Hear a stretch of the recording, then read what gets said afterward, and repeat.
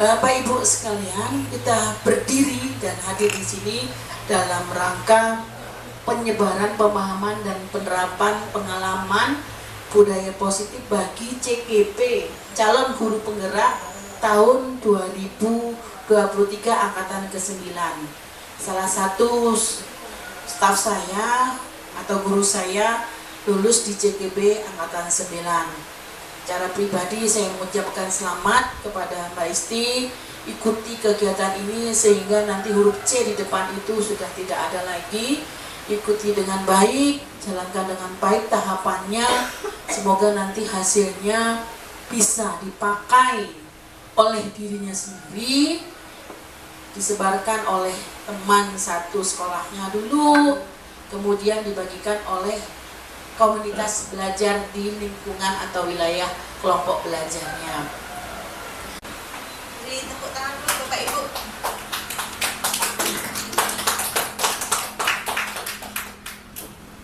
Ya, Assalamualaikum warahmatullahi wabarakatuh. Bagaimana kabarnya teman-teman? Sehat? Alhamdulillah. Luar biasa. Sebelum kita masuk ke pemaparan, alangkah baiknya kita bermain dulu supaya teman-teman semangat ya, walaupun kita siang kita masih semangat untuk belajar. Setuju? Setuju, alhamdulillah. Permainan kali ini yaitu permainan jika maka. Jadi kalau misalnya kalau misalnya saya bilang jika saya mengantuk, maka yang saya tunjuk harus spontan menjawab, maka terserah mau apa. Misalnya jika saya mengantuk, maka saya akan mandi. Gak apa-apa, semakin tidak menyambung, maka semakin seru. Siap? Siap, oke. Saya mulai ya. Jika saya lelah, maka silakan Bu Septi. Saya belajar. Tepuk tangan dulu. Bu Septi lanjut. Jika apa? Kasih ke teman siapa? Jika saya lapar, saya Tunjuk namanya. Maka saya mandi. Yeay. Jika saya lapar, Apa tadi sudah? jika saya ngantuk, maka Ibu Putri. maka saya akan makan. Oke, tuh. Lanjut Bu Putri. Jika Saya makan. Jika saya lapar, Jika saya lapar, saya akan urus. saya akan makan lagi. Lanjut urus. Jika saya lelah, Pak Ardi. Waduh, Pak Ardi. Jika saya lelah, maka saya istirahat. lanjut Pak Ardi. Jika saya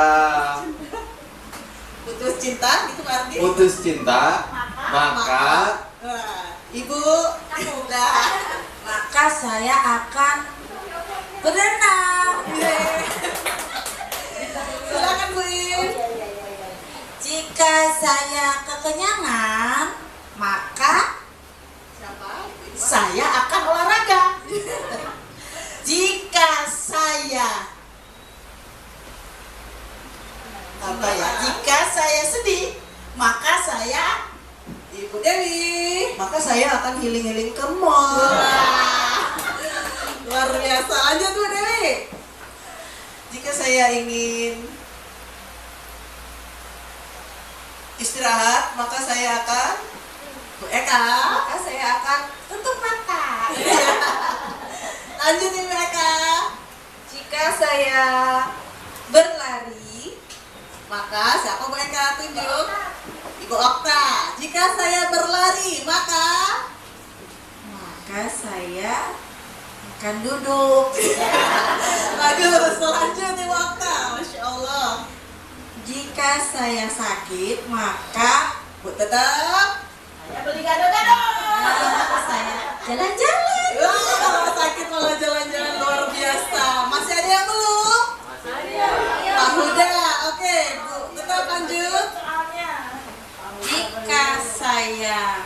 adalah maka saya Maka apa udah? Maka saya mandi. Oke, tepuk tangan buat kita semua. Masya Allah, alhamdulillah. Sudah cukup fresh ya teman-teman. Oke, siap kita lanjutkan. Alhamdulillah pada hari ini saya akan menyebarkan pemahaman dan penerapan pengalaman budaya positif selama saya mengikuti pembelajaran calon guru penggerak, di mana saya sudah mempelajari satu modul yang terdiri dari 4 bab, yaitu modul 1.1 sampai 1.4. Di sini ada konsep inti budaya positif.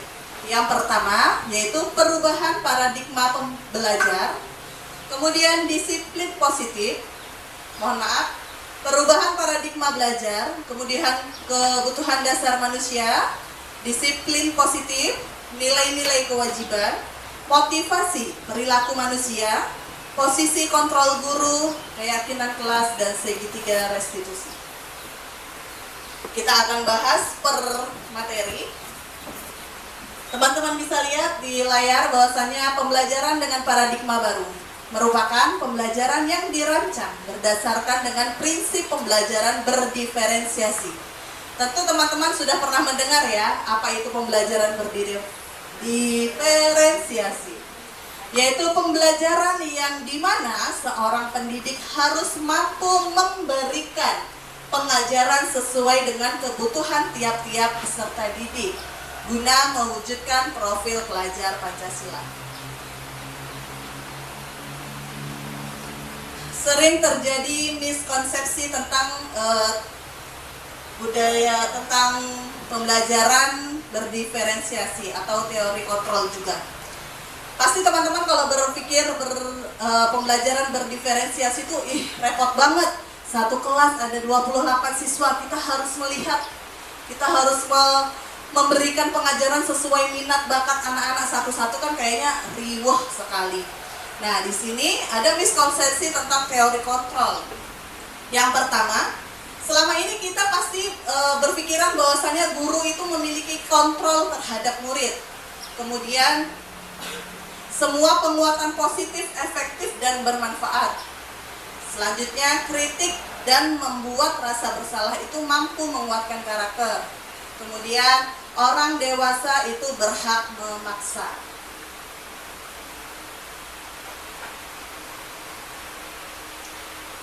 Di sini kita akan mengubah paradigma tersebut ke pendekatan teori kontrol.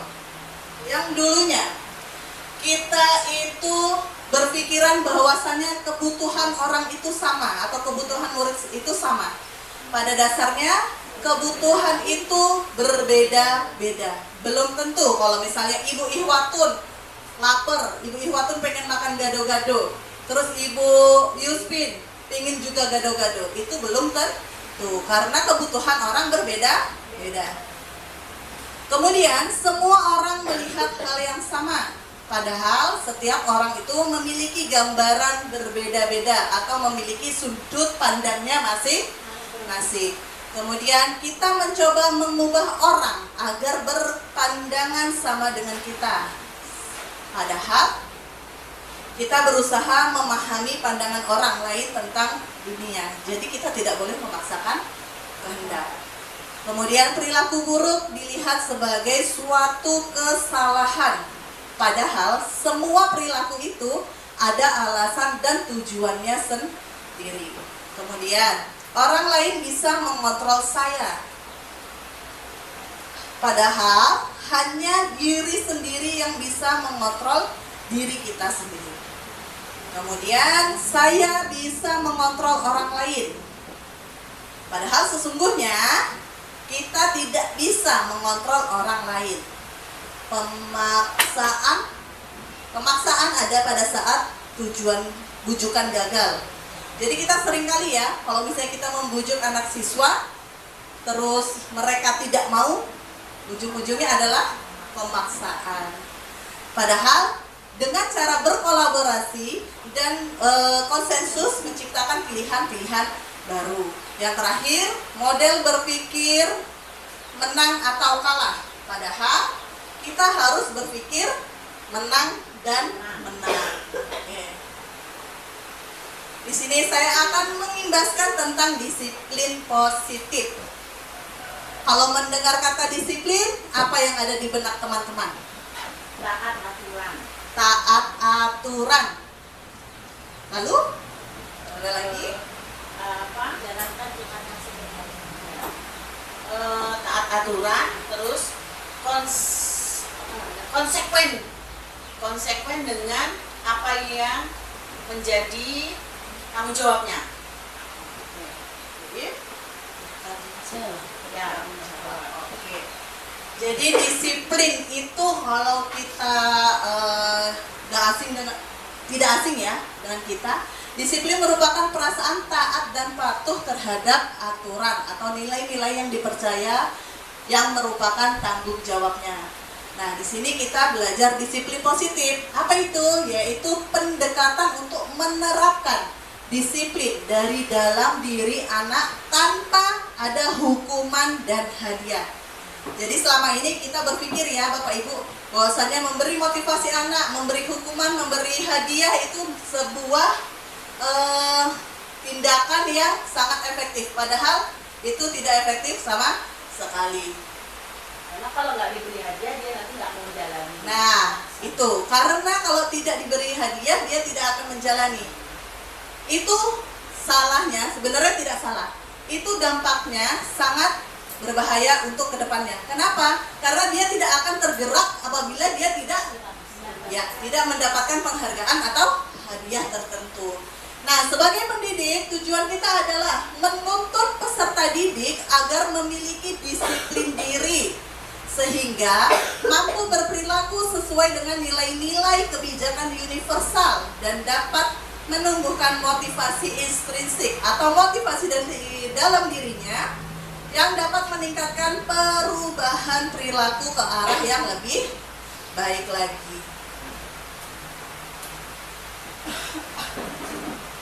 Nilai-nilai kebajikan, yaitu nilai yang disepakati bersama terlepas dari suku, agama, bahasa, maupun latar belakang.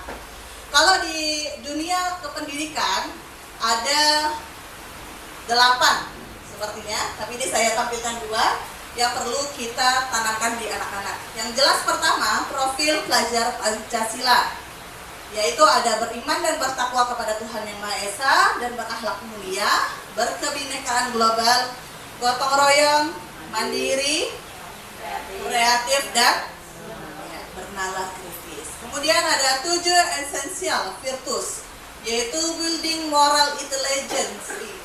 Yang pertama ada empati, suara hati, kontrol diri, rasa hormat, kebaikan, toleransi, dan keadilan.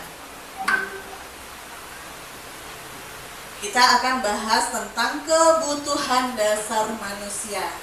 Kalau di pelajaran apa ya Bapak Ibu ya? Kalau sosial ya, pasti ada 3 kebutuhan dasar: primer, sekunder, dan tersier. Sama sebenarnya kebutuhan dasar manusia itu primer, tentang bertahan hidup, sandang, pangan, papan, betul. Kemudian kebutuhan mendapatkan kasih sayang dan rasa diterima, biasanya yaitu berbagi, kerjasama, saling peduli, dan lain sebagainya. Penguasaan atau kekuasaan itu biasanya seperti harga diri, butuh pengakuan, memimpin, dan lain-lain. Kemudian kebebasan, mandiri, bebas memilih, mampu mengendalikan diri, dan yang terakhir adalah kesenangan, bermain, antusiasme, humor, dan lain sebagainya.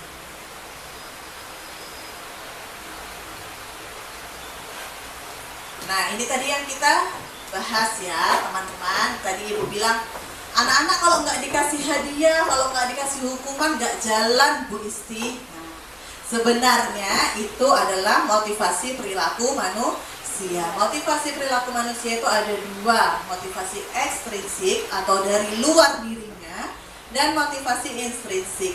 Di mana ketika dia melakukan motivasi ekstrinsik, yaitu seperti ini, untuk menghindari hukuman. Berarti kan ada aturan-aturan yang harus dipatuhi. Itu bukan dari dirinya sendiri. Contohnya, misal kalau tidak piket denda 2.000 misal. Seperti itu, dia melaksanakan piket, tapi hanya untuk terbebas dari 2.000, betul. Kemudian atau untuk mendapatkan hadiah atau pengakuan dari orang lain. Ini yang sering kita lakukan ya Bapak Ibu. Seperti yang tadi benar Bu Atun, motivasi dengan memberikan hadiah. Siapa yang bisa menghafal nanti dapat hadiah dari ibu misalnya. Kemudian hebat loh si ini si A, dia bisa. Nah itu butuh pengakuan dari orang lain. Sedangkan yang harus kita tumbuhkan motivasi intrinsiknya, yaitu untuk menjadi orang sesuai dengan keinginan dirinya sendiri, menghargai diri sendiri dengan nilai-nilai yang ia percaya. Nah, di sini ada 3 jenis hukuman yang selama ini kita jalankan. Yang mana kira-kira teman-teman? Yang sudah kita lakukan nih.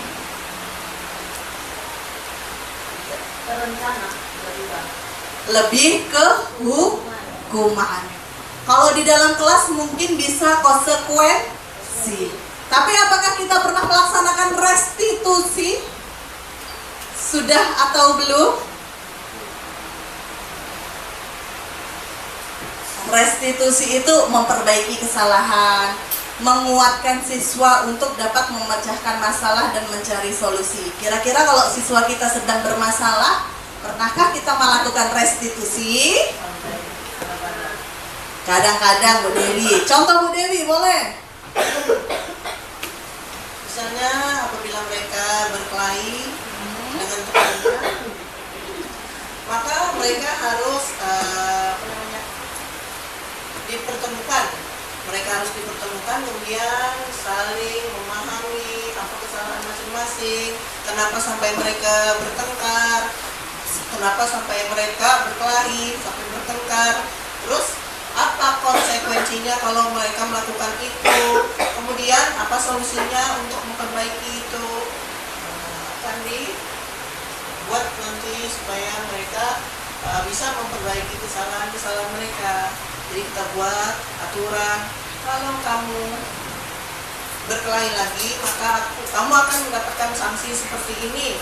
Nah, tapi kalau kamu bisa introspeksi diri, kamu bisa perbaiki, kamu bisa saling memaafkan, maka konsekuensinya itu akan dihapus sama ibu. Nah, seperti itu. Oke, tepuk tangan dulu buat Ibu Dewi, Masya Allah luar biasa. Jadi sesungguhnya kita pernah melaksanakan restitusi, tetapi restitusinya masih kita gabungkan dengan konsekuensi atau sedikit hukum.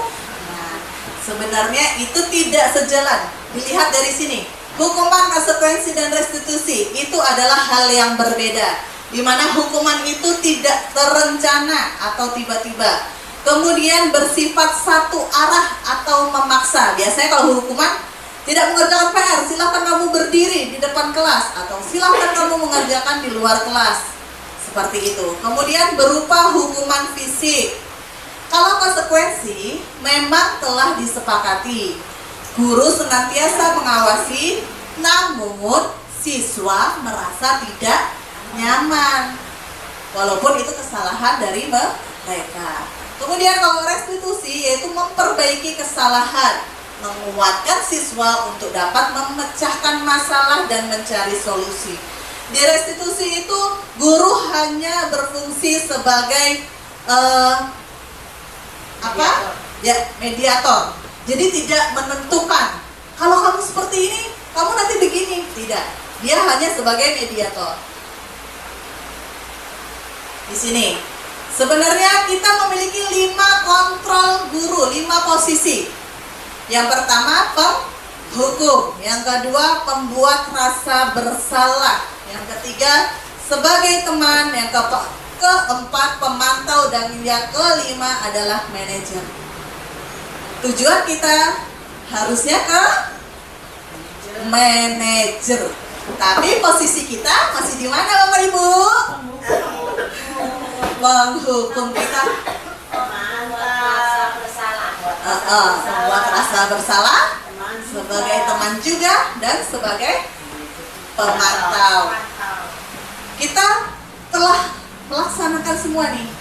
Kita merasa kalau kita sebagai kalau kita sebagai penghukum atau siswa takut dengan kita, itu ada rasa kebanggaan tersendiri. Tapi itu sebenarnya tidak baik, tidak benar. Oke.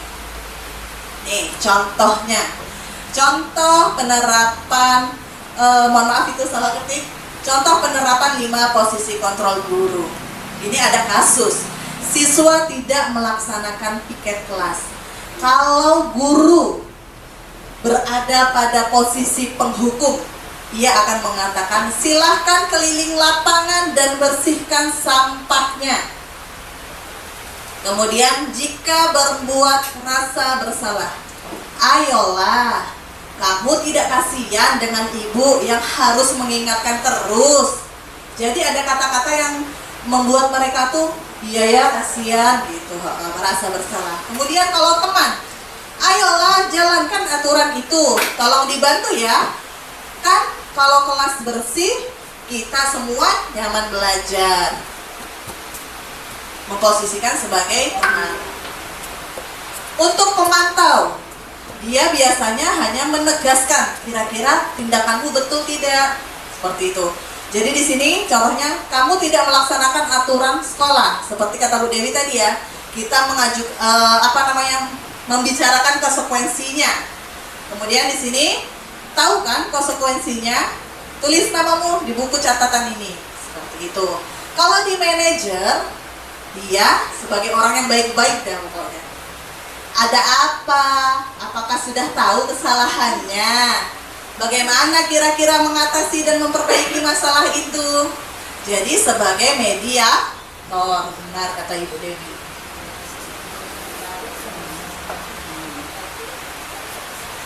Ya, jadi anak-anak mencari solusinya sendiri. Kita masuk kepada keyakinan kelas. Nah, ada yang tahu keyakinan kelas apa bedanya dengan aturan kelas? Bapak Ibu bisa bantu saya? Kalau keyakinan kelas itu mungkin disepakati. Kalau aturan kelas, Mbak. Kalau keyakinan kelas itu disepakati kali ya. Kalau aturan kelas dibuat sendiri mungkin oleh guru kelasnya, guru bidangnya, yang harus dilaksanakan oleh warga kelas itu. Atau kalau misalkan sekolah juga begitu. Kalau keyakinan kelas dibuat kesepakatan.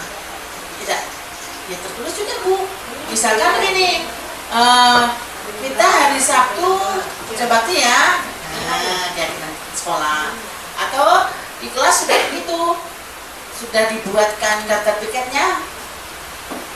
Anak-anak disampaikan, kalau sudah dibuat piketnya berarti piket inilah yang bertugas membersihkan kelasnya. Ya Bro, itu Bro Huda. Bagaimana Pak Bro Huda? Bro, ayo Bro. Tambahkan Pak Bro. Ya, menurut hemat saya sih kurang lebih Bu. Jadi kalau keyakinan kelas sih sejenis peraturan yang mungkin tidak tertulis atau bisa dituangkan dalam bentuk tulisan, tapi mungkin semacam himbauan atau pemberitahuan kepada anak, ini loh yang boleh kalian lakukan, ini yang tidak boleh. Jadi kurang lebih seperti itu. Kalau aturan jelas saklek. Kalau A kerjakan A, kalau B kerjakan B. Kurang lebih seperti itu. Oke deh, terima kasih Pak Huda dan Ibu Ihwatun, tolong tepuk tangannya. Semuanya benar, Masya Allah. Ternyata kita sudah tahu teori-teorinya ya. Cuma untuk melakukannya pelan-pelan kita lakukan. Maaf. Ya, keyakinan kelas dan aturan kelas perbedaannya betul. Kalau aturan kelas biasanya kita buat pribadi, tidak melibatkan warga kelas atau warga sekolah. Kalau keyakinan kelas atau keyakinan sekolah kita melibatkan atau bisa dikatakan dengan bermusyawarah semua warga sekolah, baru kita tuangkan dalam tulisan Nah, keyakinan kelas itu yaitu bersifat abstrak, berupa pertanyaan universal atau umum, kemudian dibuat dalam pernyataan positif. Jadi dalam keyakinan kelas tidak boleh ada kata tidak. Kemudian hanya sedikit agar mudah diingat. Dan semua warga sekolah atau warga kelas terlihat dalam membuat keyakinan sesuai dengan kondisi dan kebutuhan agar mudah diterapkan. Saya kemarin telah membuat keyakinan kelas. Sebenarnya ada videonya, cuman kemarin HP terrestart, jadi agak ya wassalamualaikum videonya. Jadi di sini saya kemarin membuat kesepakatan kelas keyakinan kelas 4. Di situ ada 4 poin. Yang pertama, semua siswa butuh kelas yang bersih. Yang kedua, semua siswa butuh belajar dengan tenang. Yang ketiga, semua siswa butuh saling menghormati dan menyayangi. Yang terakhir, semua siswa butuh saling menghargai dan saling menolong. Nah, ini saya buat, sebelumnya saya meminta anak-anak untuk membuat surat terbuka kepada gurunya. Jadi saya katakan, Ibu minta tolong kalian buat surat terbuka. Mau apa kelas kalian? Mau seperti apa kelas kalian? Dan rata-rata mereka menuliskan, Bu, saya mau kelasnya tidak ribut. Nah, dari situ saya kembalikan lagi kepada siswa. Kalau kalian mau kelas tidak ribut, apa yang kalian lakukan? Apa yang harus kita yakini? Dan mereka membuat yang kedua itu. Semua siswa butuh belajar dengan tenang. Dan seperti poin 1 sampai poin 4 juga seperti itu. Tertuang dari beberapa tulisan-tulisan anak-anak melalui surat terbuka. Kita bahas ke segitiga restitusi. Segitiga restitusi yaitu proses menciptakan kondisi bagi peserta didik untuk memperbaiki kesalahannya sehingga mereka bisa kembali kepada kelompok mereka dengan karakter yang lebih kuat. Ini teori dari Gosen 2004. Yang pertama yakni menstabilkan identitas. Ini bertujuan untuk mengubah identitas anak dari anak yang gagal atau salah karena melakukan kesalahan menjadi orang yang sukses. Kata-kata yang dapat digunakan yaitu tidak apa-apa, semua orang pasti pernah melakukan kesalahan. Langkah yang kedua yaitu validasi tindakan yang salah. Tujuannya untuk mengetahui latar belakang tindakan yang dilakukan. Kata-kata yang dapat digunakan, kamu pasti punya alasan mengapa lakukan hal tersebut. Bagaimana caranya kita memperbaiki masalah ini? Langkah ketiga yakni menanyakan keyakinan. Tujuannya untuk menciptakan kondisi bagi siswa memperbaiki kesalahan yang telah diperbuat dan dapat kembali ke kelompok dengan karakter yang lebih kuat. Kata-kata yang dapat digunakan, masih ingat kan? Apakah keyakinan kelas yang telah kita buat? Nah, di sini saya ada contoh segitiga restitusi. Ini terhapus. Nampaknya terhapus. Sebenarnya ada videonya, nanti saya tampilkan. Nah, penutupnya, dalam penerapan disiplin positif, hendaknya seorang pendidik memiliki standar kepribadian, profesional, dan sosial yang baik agar ia mampu merefleksi dirinya dalam posisi kontrol saat ini. Jadi posisi kontrol kita saat ini hingga prosesnya menjadi seorang among atau manajer yang menuntun siswanya menjadi manusia yang mandiri, merdeka, dan bertanggung jawab. Ini sesuai dengan standar nasional pendidikan. Nah, yang terakhir, terima kasih. Apabila ada yang mau ditanyakan atau sharing, kita lakukan. Saya balikan ke Ibu Eka sebagai moderator.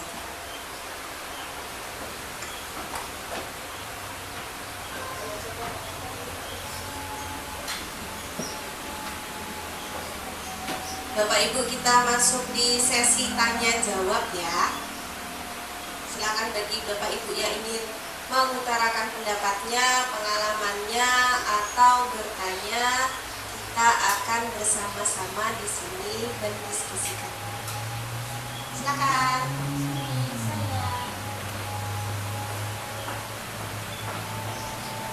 Assalamualaikum warahmatullahi wabarakatuh. Terima kasih atas waktu yang diberikan kepada saya. Terus terang saya di sini bimbang Mbak, antara itu tadi sifatnya hukuman atau mau mengajak siswa menjadi disiplin dan bertanggung jawab. Ini kemarin saya mengajar di kelas 6, tapi menemukan siswa di kelas 5 itu guru-guru yang saya akhirnya harus keluar karena penasaran. Guru-guru menangis sampai seperti histeris gitu loh Bu. Nah akhirnya saya keluar, ada apa sebenarnya gitu kan. Ternyata permasalahan di sini kelas 3 dan kelas 5. Terus kelas 5 ini permasalahannya saya tanyakan kenapa, temannya menjelaskan si kelas 3 ini meminjami apa ya, contoh aja poster gitu kan, beli poster. Nah dipinjamkan atau dipegangkan kakak kelasnya kelas 5. Entah kenapa ini si kelas 5 kok menyobeknya. Nah akhirnya si kelas 3 ini sakit hati. Kayaknya sakit hatinya tuh sakit hati sekali, wong pinjem kok disobek gitu kan. Terus saya memutuskan, kalau saya memutuskan di sini adalah supaya yang melakukan bertanggung jawab. Apakah itu termasuk suatu hukuman yang bertanggung jawabnya artinya adalah mengganti apa yang sudah dirobeknya, begitu loh. Maksud saya adalah bertanggung jawab atas perbuatannya, begitu. Itu termasuk hukuman apa gimana Mbak? Nah, terima kasih. Mohon penjelasannya mungkin dari Mbak Mona sendiri atau dari ibu-ibu atau bapak yang lain. Terima kasih banyak Bu Iin. Beri aplaus yang luar biasa buat Ibu Iin.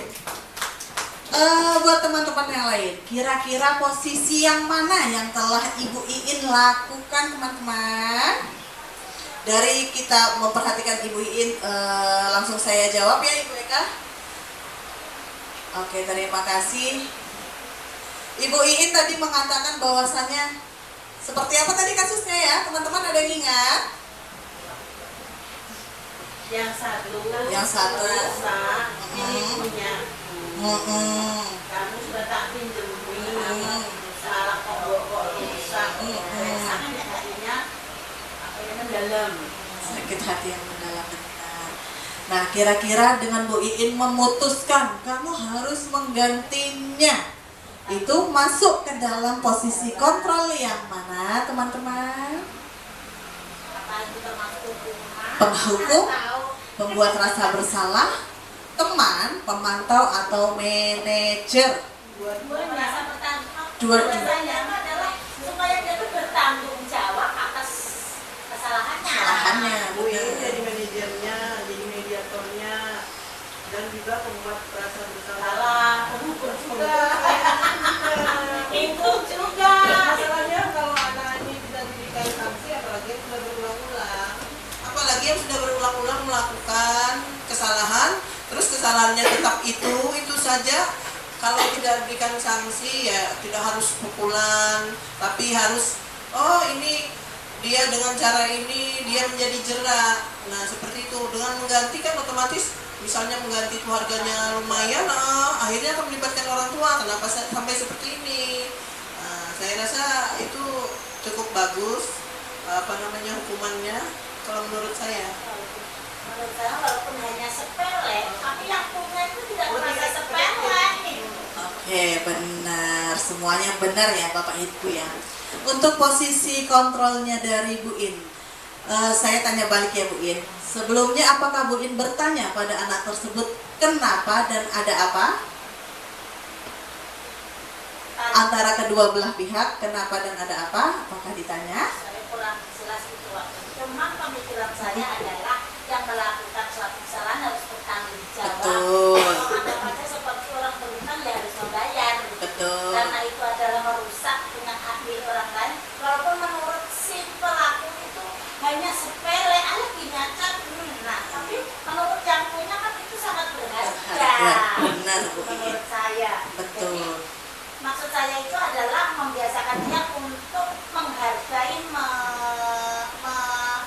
punyanya orang lain, walaupun itu Harus dianggapnya dijaga sepele, dengan yang baik ya, Bu. berharga. Terus Betul. karena dia sudah merusaknya, dia harus Bertanggung bisa jawab. bertanggung Betul. jawab.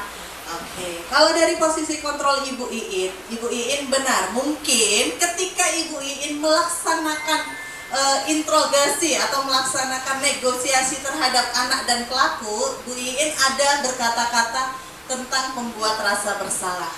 Kemudian Ibu Iin mungkin juga sebagai pemantau.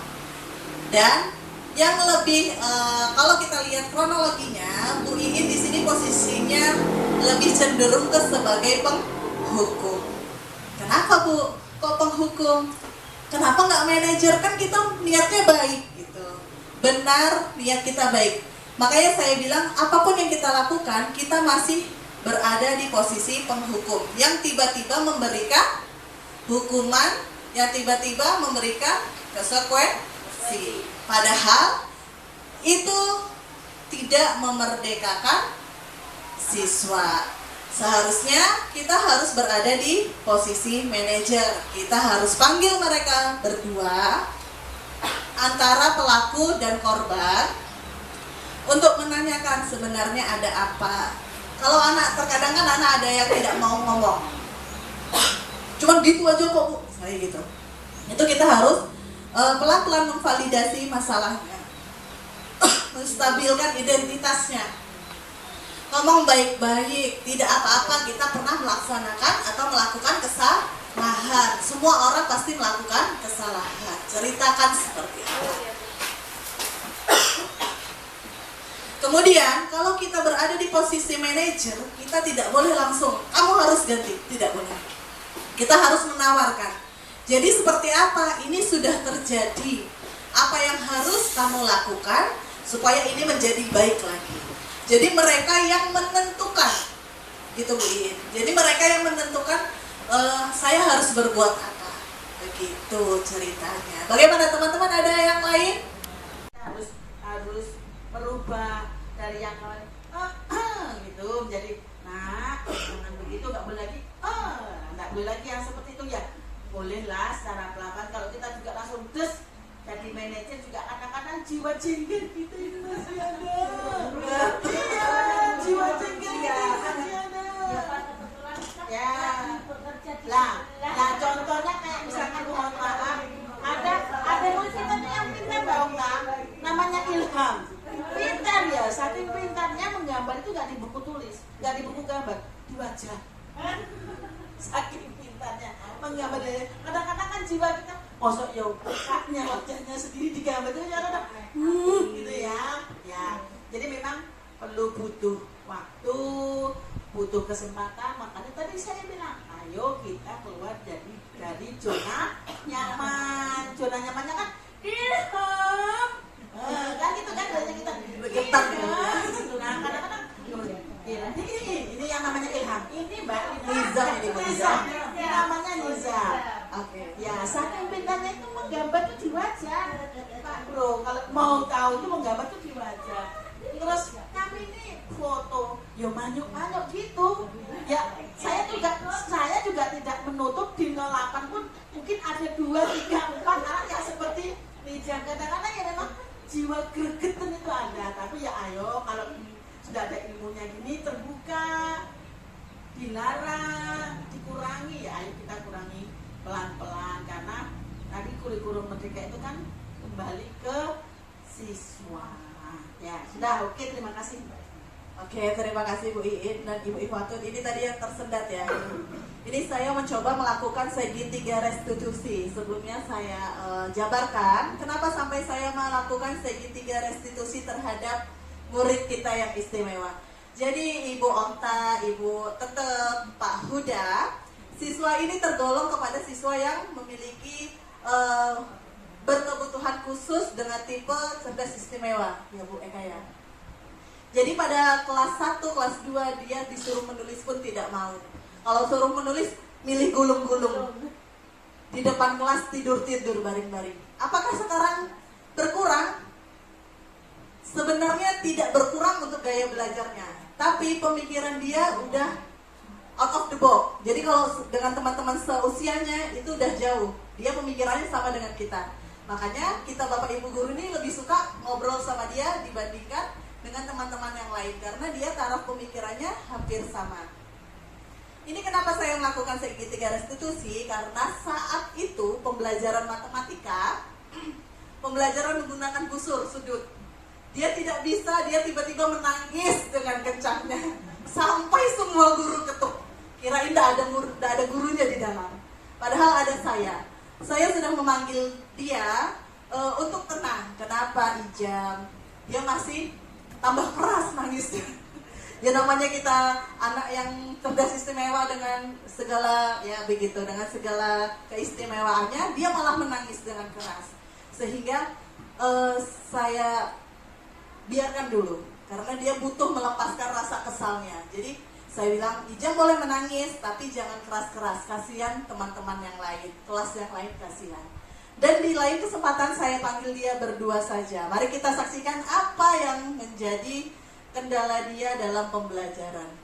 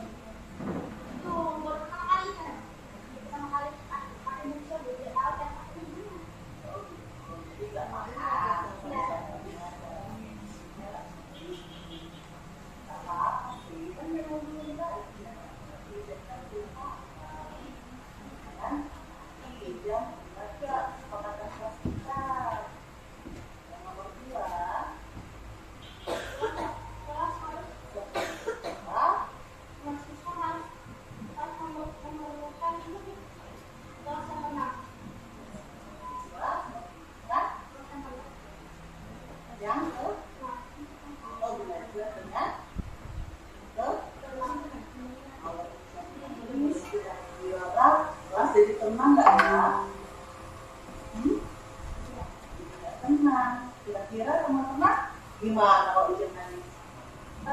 Terus Merasa apa? rasa iba Juga merasa terganggu atau belajarnya kan? Kira-kira bagaimana caranya Ijam supaya bisa berkenalan belajar, kemudian Ijam tidak menangis lagi, harus apa? lahan kiri atau kawan fokus ke pelajaran. Dia berobat fokus ke pelajaran. Sedangkan Ijam kan nggak tahu, jadi akhirnya Ijam menangis. Nah, bagaimana caranya supaya Ijam nanti kalau ada pelajaran lagi nggak nangis lagi? Ada satu cara Bu. Ini menanyakan dia kan, itu menanyakan ke teman. Tapi jarang Bu kalau teman jauh Boleh bertanya ke teman gitu ya. Nah, kita bisa juga kan kalau di belum negeri kita belajar kalau sekolah belajar dulu saya belum ngerti bisa kan mengajar saya lagi bisa juga kan. Iya, tapi biasanya aku mikir langsung pulang. Oh jadi pengen buru-buru pulang ya. Iya. Tapi sekarang udah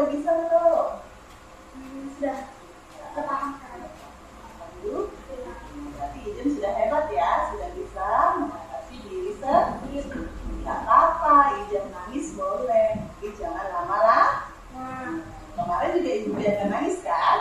Gak apa-apa kan? Sudah aman? Sudah paham? Sudah lebih baik?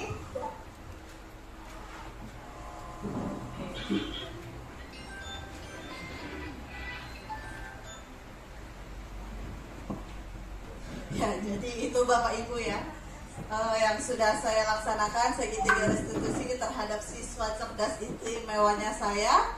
Dia tadi sudah mengatakan bahwasanya bagaimana caranya Ijam supaya tidak menangis lagi, supaya nanti tidak ribut lagi. Ada 2 cara sih Bu. Yang pertama apa tadi Bapak Ibu? Konsentrasi katanya. Bu, harus konsentrasi, harus fokus Bu. Masya Allah, murid kelas 4 cerdas istimewa harus konsentrasi. Yang kedua apa Ijam? Bertanya dengan teman sih, tapi itu jarang Bu. Nah, dia tak mau juga tanya dengan temannya. Bagaimana Bu ini? Pakai tagnya Bu. Katanya ini belum pernah belajar ini sih Bu, baru pertama kali. belum pernah. Apa mau bisa merasa nggak jadi tidur Iya, jadi luar biasa. Terus saya bilang kan Ijam juga bisa kalau sudah pulang sekolah Bu, saya tadi belum ngerti, bisa nggak ajari saya lagi? Bisa juga sih Bu, tapi saya maunya cepat pulang aja katanya. Jadi ya itulah lika-liku kita. Pasti kita di dalam sekolah pasti ada 1-2 siswa yang seperti itu, betul, di setiap kelas. Ada lagi teman-teman kita sharingnya, mungkin di Pak Huda, Bu Tetep, Mbak Okta, Mbak Ria nih yang kelas 1 nih, luar biasa. Tetap, ayo. Banyak ini muridnya Bu Tetep ini. Tuh ada 1, ayo monggo Bu Tetep, kita sharing. Oh ya Pak Huda boleh Bu. Ya, terima kasih Pak Gula. Di kelas saya itu mungkin kurang lebih seperti sama Ijam ya, tapi masih lumayan gitu menurut saya. Dia mau selanya mau belajar. Ini saya punya murid. Ya, Sebelumnya sangat kelas istimewa berapa dia. Pak Huda? Kelas 4. Oh kelas 4, oh iya bener ya. Iya. Lanjut Pak Huda. Jadi begini, siswanya ini kalau diajak masuk belajar mau dokumentasi oke, tetapi untuk belajar menulis, membaca apalagi waduh repot banget. Jadi kadang saya sudah pernah ngasih semacam buku buat belajar menulis, jadi ada hurufnya tinggal menyambung-nyambung. Kita pegang tangannya ini bagus jalan, kita lepas tangannya bentuknya lain lagi. Misalkan ini huruf A nih, ada huruf A tinggal ikut dibentuk. Nah, bingung gak ikut bentuknya. Pertama saya pegangnya gini, oh lancar saya. Lepas jadinya huruf O. Huruf P jadinya O lagi. Kalau enggak O segitiga, O segitiga. Jadi enggak lebih dari itu tulisannya. Jadi antara bulat, antara lingkaran, segitiga, lingkaran, segitiga. Itu aja yang ditulisnya. Jadi setiap kita kasih tanya jawab sih komunikasi enak aja. Cuman untuk materi kayaknya susah. Itu kemudian backgroundnya dari latar belakang orang tuanya ya memang bisa dikatakan kurang lebih berkebutuhan khusus juga ya, orang tuanya dari ibunya sama ayahnya juga gitu. Jadi kita susah menyalahkan ke orang tuanya karena memang orang tuanya nggak mampu juga.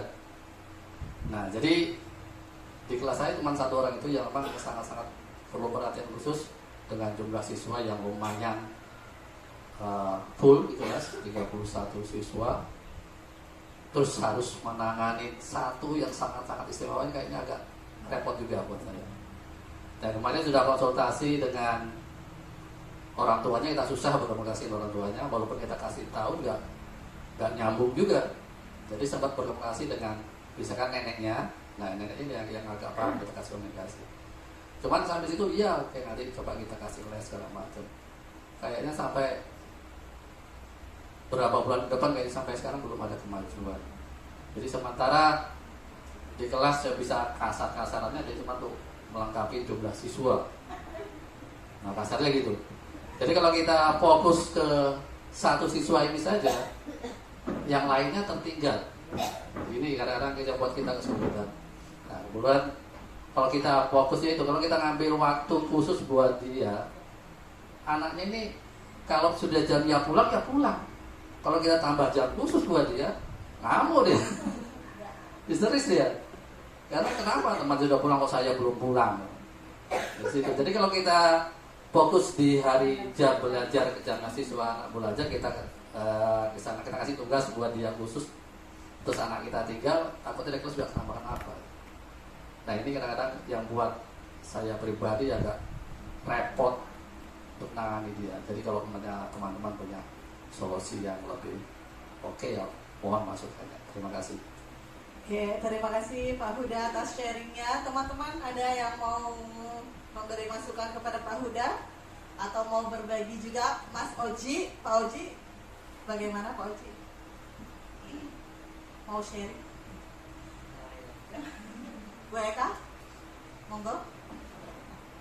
Oke, saya coba tanggapi dari kasusnya Pak Huda atau sharingnya Pak Huda, bahwasanya saya memiliki murid juga yang berkebutuhan khusus atau murid yang istimewa.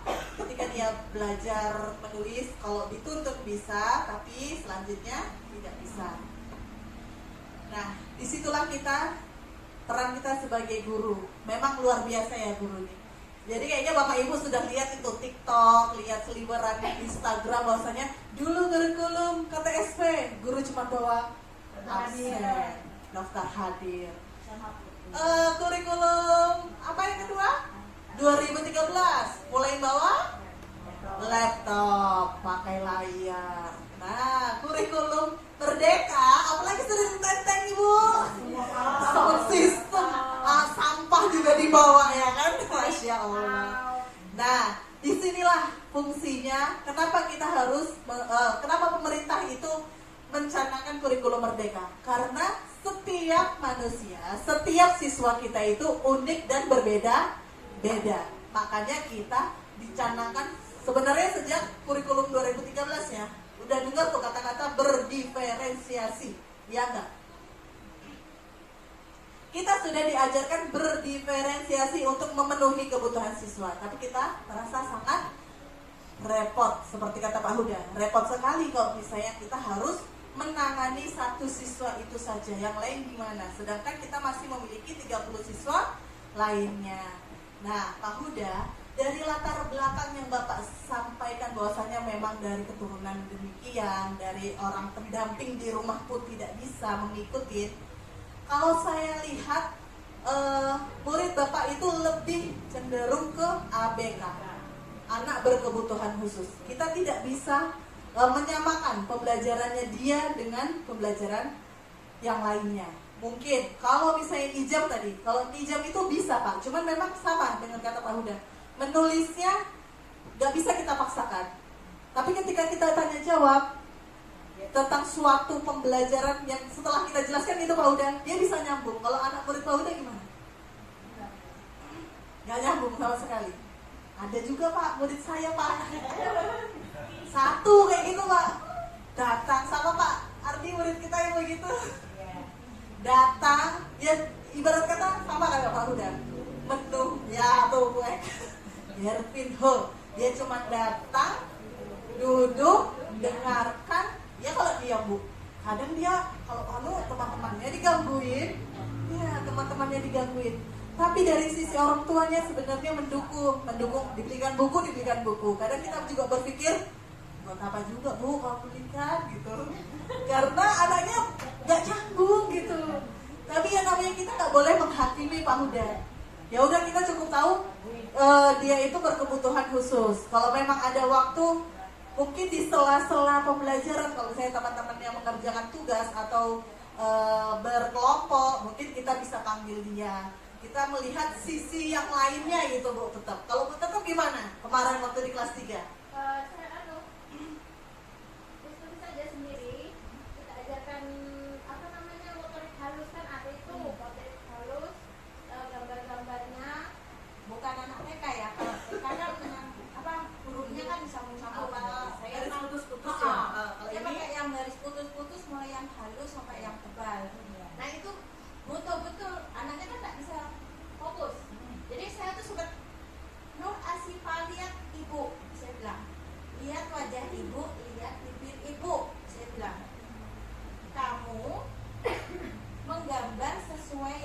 ada di sini, ikuti cara ibu.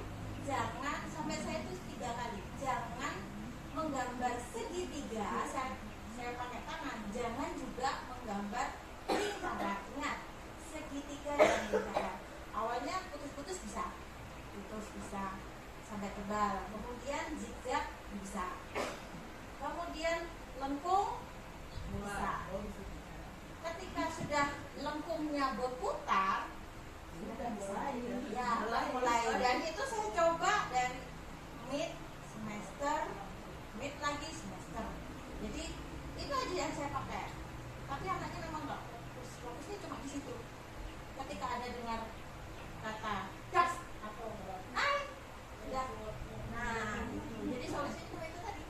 Liatin, hanya memutarin, dibiarkan. Jadi saya itu cuma kalau A, B, C. Jadi kita pakai potret halus aja. Dia nggak suka yang buat-buat. Dia menginginkan hidup ada buat-buat. Saya susah. Kalau itu susah, sudah susah. Iya, Bu Atun ada tanggapan Bu Atun. Bagaimana kalau dengan siswa yang demikian? Bu Atun ini kan penggiat bunda PAUD nih. Nah, karena kalau kita lihat pemikiran atau kita lihat kemampuan, kita bisa samakan ya dengan anak-anak yang masih usia dini atau usia prasekolah. Monggo Bu Atun. Saya ini berbicara sebagai guru dulu ya. Kalau punya murid yang seperti itu, memang kadang-kadang juga gigitan. Sudah menyita waktu, kamu tetap nggak berhasil. Nggak apa-apa sih menyita waktu 10, 15, sampai 30 menit. Tapi minimal ada hasilnya. Kalau tidak ada hasilnya itu kadang-kadang, ya. Tetapi kembali lagi, saya bicara ini selaku kepala sekolah ya. Saya ini bicara selaku kepala sekolah. Isto tina tunggal di dengan SMP. Orang repot ngerepoti. Saya sampaikan, ada yang mau di-sharingkan kembali? Ada Mbak. Oh, monggo Ibu Dewi. Ya, terima kasih. Sekedar berbagi pengalaman di saat saya sekolah dulu. Jadi waktu itu ada teman saya SD, SMP sampai SMA. SD, SMP luar biasa, pokoknya dianggap dia tuh, waduh, nggak bisa sama sekali, nggak mampu sama sekali, otaknya pencapaiannya tuh rendah sekali. SD, di SMP seperti itu juga. Terus tiba-tiba saat dia di SMA pintar, bisa dia menguasai pelajaran, bahkan lebih apa namanya, pencapaiannya lebih tinggi daripada yang teman-temannya yang lain malahan. Nah itu kalau menurut saya sih bisa juga terjadi dengan murid kita suatu saat. Sekarang ini dia nggak bisa, nanti seiring berjalan waktu nanti dengan berjalannya waktu dia akan menyesuaikan diri dengan lingkungannya, dengan tempat belajarnya. Nanti saya rasa mungkin ada sebagian yang bisa mendapat pencapaian yang lebih tinggi, nanti bisa lebih tinggi daripada teman-temannya. Nah kemungkinan bisa seperti itu, saya rasa. Oke, terima kasih banyak Ibu Dewi masukannya. Jadi kesimpulannya bahwasanya kita tidak bisa menjudgment atau memvonis bahwasannya anak didik kita itu adalah anak yang gagal atau anak yang tidak bisa sukses di kemudian hari. Karena kenyataannya semua itu kembali kepada Tuhan Yang Maha Esa. Mungkin itu saja yang bisa saya sampaikan pada pertemuan hari ini. Terima kasih banyak atas partisipasinya. Saya akhiri. Assalamualaikum warahmatullahi wabarakatuh. Saya kembalikan ke Ibu Eka. Terima kasih.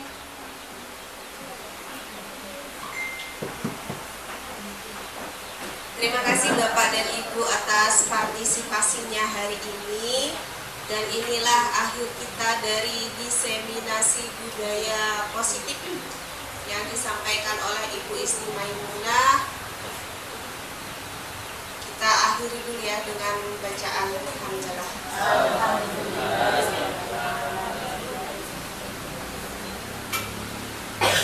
Saya saya teringat kalimat pernah sih kalimat yang lewat gitu ya di waktu scroll itu ya, scroll di mana-mana. Hadiah terbaik yang kita terima adalah apa yang kita terima saat ini, dan takdir yang terbaik adalah apa yang kita jalani. Terima kasih kepada Bapak Ibu semua. Mohon maaf atas segala kesalahan. Wassalamualaikum warahmatullahi wabarakatuh. Waalaikumsalam.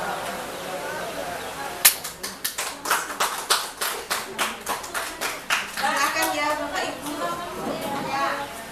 Kecut dan manisnya kita rasakan bersama. Itulah yang namanya kita sedang jatuh cinta.